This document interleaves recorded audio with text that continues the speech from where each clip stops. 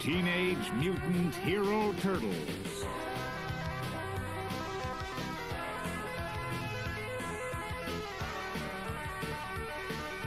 Attack of the Time Spiders.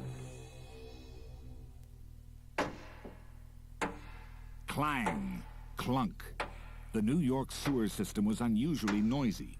Instead of the steady dripping and trickling of water, the tunnels rang to the sound of metal on metal. The noise was coming from the Teenage Mutant Hero Turtles' secret hideout. Donatello shook his head as he delved into the depths of the Turtle van's engine. I don't know who drove this last, He muttered. but they sure made a mess of things. Raphael overheard the mechanical genius. "Next time I'll get out and carry it," he remarked. "Who told me to take that shortcut to the pizza parlor anyway?" Some shortcut. Chuckled Leonardo. Michelangelo will have to learn that the shortest route between two pizza parlors is not straight through the city dump. Too right. Agreed Donatello, fishing out yet another rotting cabbage leaf from the engine. Did somebody mention pizza? Michelangelo zoomed into view on his cheapskate. But instead of screeching to a flashy halt as usual, the motorized skateboard began to sputter. The wheels seized up, and Michelangelo was thrown through the air straight into a pile of empty pizza boxes. Whoa! Leonardo and Raphael rushed to help him, while Donatello picked up the battered cheapskate. That thing's totally bogus, dude. Complained Michelangelo, dusting down his shell. I know there's a parking problem in New York, but that's nutsoid. Well, maybe you should learn to park your lunch better. Said Donatello, showing him the skateboard. The wheels were completely glued up with a sticky green substance. What is it? Mutagen goo? Asked Leonardo. No, guys. Blushed Michelangelo. It's the last piece of my lime jelly and watercress pizza. Hey, I was saving that for later. The Turtles were not the only ones with transport problems. Shredder, their arch-enemy, was pacing up and down in front of a rack full of bubbling test tubes. I know, I almost have the solution to the problem of instantaneous travel. He ranted. I just need to generate enough energy to react with this powerful liquid I have invented, and I will be able to transport myself to any place I wish. Krang, the alien from Dimension X, glared at Shredder. His brain-like pink body quivered angrily, and his tentacles drummed on the console in front of him. You can already do that using my dimension portals! He bubbled. Yes, Retorted Shredder. providing the conditions are right. Providing I am in the right place at the right time. Providing... There are too many provisions. Shredder stopped. And providing that old bag of brains lets me. He said to himself. Krang operated the dimension portals from the control room of the Technodrome. You'll never do it on your own. Sneered Krang. I will find a way. Snapped Shredder. You can't even find those measly turtles! Replied the alien. That was too much for the iron-masked villain. When I've built my transporter, I'll soon be rid of those meddlesome mutants. And you too. Ha! Without me, Shredder, you'd be a mere cheese grater! Gurgled Krang. Face it, you fool! You even needed help from that crazy inventor, Baxter Stockman!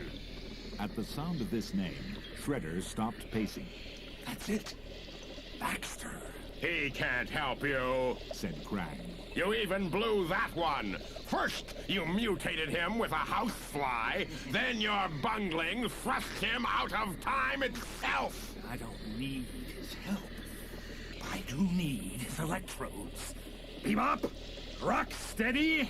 Shredder shouted for his two mutant henchmen. Come on. We're going to the dump. The Turtles, however, weren't going anywhere. Donatello was surrounded by pieces of cheapskate and rubbish. "Haven't you finished yet?" complained Raphael. "I'm no chicken. I hate being cooped up like this." Donatello frowned. Michelangelo's pizza has jammed up every wheel in the place, and I still need to give the van a final overhaul. Who'd have thought one itsy-bitsy piece of pizza would go so far? Mused Michelangelo. "Even whole pizzas don't go that far when you're serving them," remarked Raphael. Are you suggesting... began Michelangelo. The row that threatened could have been quite noisy if the team hadn't sensed the soft step of a furry paw behind them. Splinter, their part-rat martial arts tutor and wise friend, had entered the lair and was silently watching his charges. The turtles stopped squabbling and eyed their master. Leonardo was the first to speak. Sorry, Master.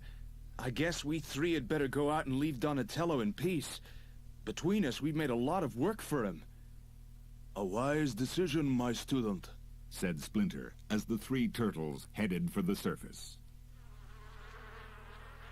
Shredder, Bebop, and Rocksteady were already at the dump. On one side, the wreckage of old cars rose high. The other side was stacked with the waste from New York homes, warm and smelly and buzzing with flies. As Shredder looked around, he remembered the last time he'd been here. He and Baxter Fly had set a time trap for the turtles. Hidden electrodes were to have thrust them a microsecond forward in time, putting them permanently out of phase with the rest of the world. But of course, that fool Baxter had got mixed up in the trap instead and had disappeared forever. Shredder barked at Bebop and Rocksteady. Right, you mutant morons! Start digging! With any luck, those electrodes were still here. Just one of them should be powerful enough to put his new plan into action. Bebop and Rocksteady started delving through the old cars and tires, while Shredder began setting up his test tubes. Bebop and Rocksteady struck lucky at the same time. Got one! Yeah! They tugged at their finds from under the stacks of twisted metal, only to discover they were each holding one end of the same electrode. Hey, I found it first. No way, bud. It was me. I don't care who found it. Hissed Shredder. Just bring it here, now! The two minders glared at each other and began clambering back down the heap, neither giving the other advantage over the prize. As they neared the bottom, a pile of tires collapsed and they tumbled the rest of the way. Both let go of the electrode, which sailed up in the air, clashing with the overhead power cables. A shower of sparks lit up the device. You bungling idiots! Yelled Shredder as the electrode hurtled back down towards him. Just in time, he dived out of the way and the fizzing shaft plunged into the array of flasks and tubes. Shredder crouched behind an old van, waiting for the explosion. But none came. Instead, a shudder seemed to go through the whole yard, and everything went quiet. Then, a strange buzzing began from somewhere nearby, getting louder and louder. Hey! What was that? Leonardo, Michelangelo, and Raphael all felt the same jolt as they trudged along the streets. Leonardo looked around. I don't know what it was, but it felt weird.